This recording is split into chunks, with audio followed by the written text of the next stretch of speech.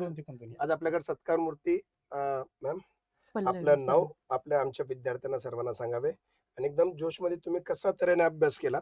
CTET जे विद्यार्थी म्हणतात की हिंदी मीडियम मधून आम्ही हिंदी मीडियम मधून पास होऊ शकत नाही, टीईटी आम्ही पास होऊ शकतो आणि आज आपण टीईटी इतक्या जोमाने ती पण सुरुवात करत आहे आणि तुम्ही सीटीईटी इतक्या जोमाने काढली आणि त्या जोमाने काढून सुद्धा तुम्ही टेटसाठी त्याच प्रयत्न चालू आहे. तर आमच्या विद्यार्थ्यांना फक्त मार्गदर्शन करा की बाबा कशा प्रकारे तुम्ही अभ्यास केला आणि आपला सगळं परिचय द्या. नमस्कार, माझं नाव पल्लवी सूर्यभान नवले. नवले माहेरचं आडनाव आणि खैरे सासरचं आडनाव. मी आता टी-ई-टी पेपर 2 पास झाले आणि सी-टेट पेपर 1 आणि 2 दोन्ही पास झाले.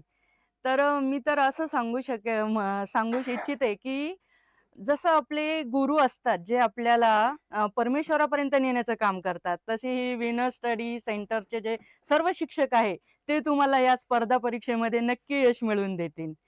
आणि तुम्हाला मी असं सांगू शकते, की एज अजिबात मॅटर करत नाही किंवा गव्हर्नमेंट जॉब हे टार्गेट ठेवून अजिबात तुम्ही अभ्यास करू नका. हे तुम्हाला मिळणारच आहे. कारण मी हे टार्गेट ठेवून अभ्यास नाही केला. फक्त सुरासे सरांचं लेक्चर आहे, महाले सरांचं लेक्चर आहे, दाहिजे सर आलेत, आपले हिरो बाळासाहेब शिंदे सर आहेत, जी-एस टॉकचे दुसरे हिरो आपले अमोल अंतरकर सर आहेत. त्यानंतर आणखी पुंगळे सर आहेत किंवा मग दाहिजे सर आणि चांदोरीकर सर आहे. प्रत्येक शिक्षकाकडून मला काहीतरी शिकावंसं वाटलं. माझं टार्गेट गव्हर्नमेंट जॉब हेही नव्हतं. परंतु मला असं वाटलं, की मला जर कंप्लीट टीचर व्हायचं असेल, तर मी टी-ई-टी दिली पाहिजे. मी सी-टेट मला आलं पाहिजे. आणि एकदा 2 मार्कावरून माझा सी-टेट गेला होता. त्या दिवशी मी ठरवलं, की नाही, मीही बाकीच्या महिलांचा, बाकीच्या स्टुडंटचा जेव्हा संघर्ष पाहिला, खूप लांबून शिक्षक आले होते. रात्रभर प्रवास करून ते एक्झाम द्यायला आले होते आणि तो संघर्ष मी जेव्हा पाहिला, तेव्हा मला वाटलं, की नाही, आपणही अभ्यास केला पाहिजे. त्यानंतर एज मॅटर करत नाही ही पहिली गोष्ट.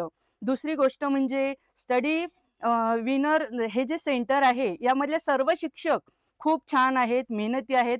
मी तुम्हाला एक सांगू इच्छिते, की विजय सुरासे सर नेहमी सांगायचे, की तुम्ही नोट्स काढा. त्या मी काढलेल्या आहेत आणि 4-5 तास मी कंटिन्यू बसलेली आहे. म्हणून मला दोन्ही परीक्षेमध्ये यश मिळालं, की ज्याचं मी कधी स्वप्न देखील पाहिलेलं नव्हतं. आणि दुसरी गोष्ट म्हणजे आपण या सर्व शिक्षकांना नेहमी ऑनलाईन बघतो. आज यांना प्रत्यक्ष भेटून मला जो आनंद झाला, तो शब्दात अवर्णनीय आहे. आणि एक माणूस म्हणून त्यांचं जेव्हा मी इथे सत्कार, आदरातिथ्य पाहिलं, ते पाहून तर मी भारावूनच गेले. खरंच आजचा दिवस माझ्यासाठी अगदी सोनेरी अक्षरांनी लिहिण्यासारखा आहे. स्टडी विनर सेंटरचे मी मनापासून खूप खूप आभारी आहे. तुम्ही पास होऊ शकता. फक्त तुम्हाला या मार्गदर्शक गुरूंची गरज आहे. आणि महिलांनो, तुमच्यातली दुर्गा, काली शक्ती सगळ्या जाग्या वा करा. वा वा वा तुम्ही पास होऊ शकतात.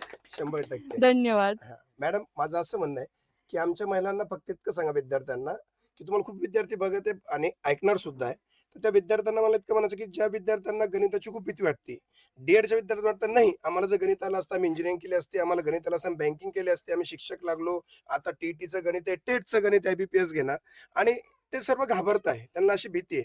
तर आपण त्याबद्दल काय बोलणार? आणि फॅमिली मेंबर ज्यांना लग्न झाल्यानंतर कसा अभ्यास करावा, याचा मेसेज तुम्ही काय देणार आमच्या विद्यार्थ्यांना? एक ठराविक एज झालं म्हणजे आपण अभ्यासापासून थोडं वेगळं येतो. पण काही नाही. तुम्ही 2-4 लेक्चर केले, की तुम्हाला आपोआप अभ्यासाची आवड निर्माण होते. माझंही असंच झालं. मी 2-4 लेक्चर केले आणि मलाही वाटलं, की नाही, आपल्याला एक शिक्षक म्हणून खूप काही शिकण्यासारखं आहे. आणि तेव्हापासून मी लेक्चर जॉइन करत गेली आणि 4 अन् 5 तास कुणाचंही लेक्चर असू दे, मी ऑनलाईनच दिसते. सर्व शिक्षक आणि विद्यार्थी मला बघायचे. दुसरी गोष्ट अशी आहे, की एखादा विषय तुम्हाला आवडत नाही म्हणून तुम्ही त्या परीक्षेत यश मिळवू शकत नाही, असं अजिबात नाही. तुम्ही तुमच्या आवडीच्या विषयामध्ये जास्त मार्क मिळवून पण पास होऊ शकतात. आणि हिंदी विषयाचं मला कधीच टेन्शन नव्हतं. कारण हिंदी माझा प्रिय विषय होता. वाह! आणि शिक्षकही प्रियच भेटले. त्यामुळे हिंदीचं टेन्शन नव्हतं. चांगले, चांगले तेच. बघा मॅडमना पहिल्यापासून सांगितलं, की वयाची अट नाहीये. माणूस हा आजन्म जसं डॉक्टर बाबासाहेब आंबेडकर म्हणतात, की कोणताही व्यक्ती आजन्म हा विद्यार्थी असतो. तो तिथे शिकतच असतो. तर आज ते वयाची अट न करता त्यांनी आपली जिद्द पूर्ण केली. अशा त्यांच्या भावी आयुष्यासाठी मी त्यांना सांगेल, की ही जिद्द आम्हाला खूप मोठ्या आयुष्यामध्ये खूप मोठी स्पर्धा जिंकायची आणि त्या स्पर्धेपर्यंत त्यांची जिद्द आम्हाला पाहिजे म्हणजे पाहिजे. आणखी मॅम असा कोणता अनुभव आहे, की जो तुम्ही आमच्या विद्यार्थ्यांना शेअर करू म्हणजे सांगू इच्छिता? की त्याने आमच्या महाराष्ट्रातील प्रत्येक विद्यार्थ्याने जागून परत अभ्यासाच्या गतीला लागायला पाहिजे.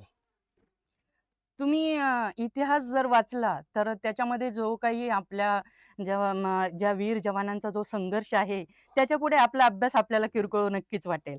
आणि याच्यातून हीच प्रेरणा आपल्याला इतिहास शिकवणारे शिक्षक, त्यानंतर विजय सुरासे सर आणि इतर शिक्षक जेव्हा इतिहासाचे दाखले देतात, तेव्हा आपण महाराष्ट्रातील माणूस काही साधी ही सी-टेट आणि टी-ई-टी एक्झाम सुद्धा वाह, पास वाह, होऊ वाह, शकत वाह, नाही वा का? वा वा वा. ही प्रेरणा अगदी कुठेतरी मनाला टोचून जाते आणि तेव्हा 100%. अभ्यासाची प्रेरणा मिळते. खरंच खूप छान. सर्वांचे मनापासून धन्यवाद. थँक्यू सो मच वाह! मॅम. थँक्यू सो छान. मच.